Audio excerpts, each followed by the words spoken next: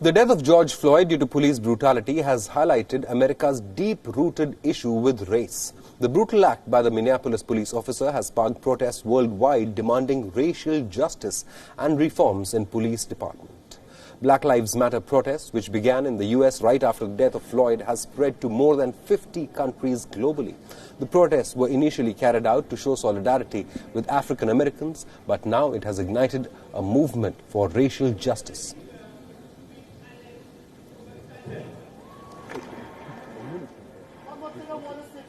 In London, massive crowd of protesters gathered to stand in solidarity with George Floyd's family and several other African-American community members who have faced discrimination. The demonstrators kneeled in silence, held aloft banners and shouted political slogans demanding equal rights for all.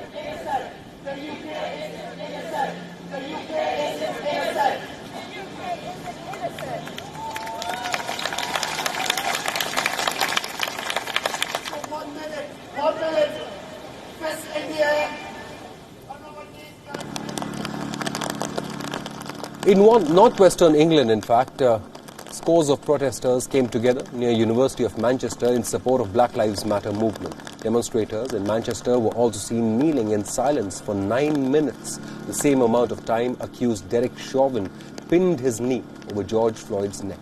That eventually led to his death. Let them know that this behavior isn't welcome.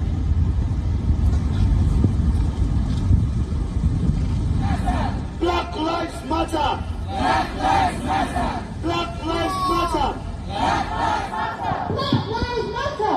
Black lives matter.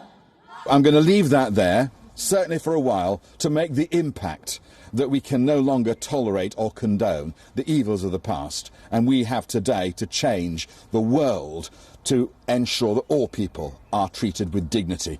Black Lives Matter has to be a slogan which continues. Thousands of protesters gathered for a peaceful protest in Amsterdam's Nelson Mandela Park. People from different races, religions and countries staying in Amsterdam participated in large numbers and called for a strict law to combat police brutality. Expressing fear over continued racial discrimination, protesters raised their voice against the establishment and have demanded racial justice and equality. Respect.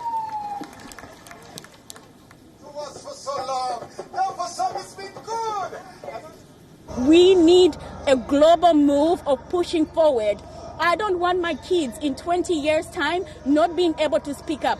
I don't want my kids in 20 years' time being told you cannot have a leadership position because you are coming from an ethnic minority. I don't want my kids to apply for a job and based on their name, nobody consider them.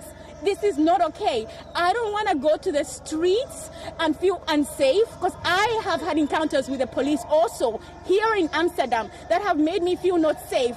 So this is not only an American issue.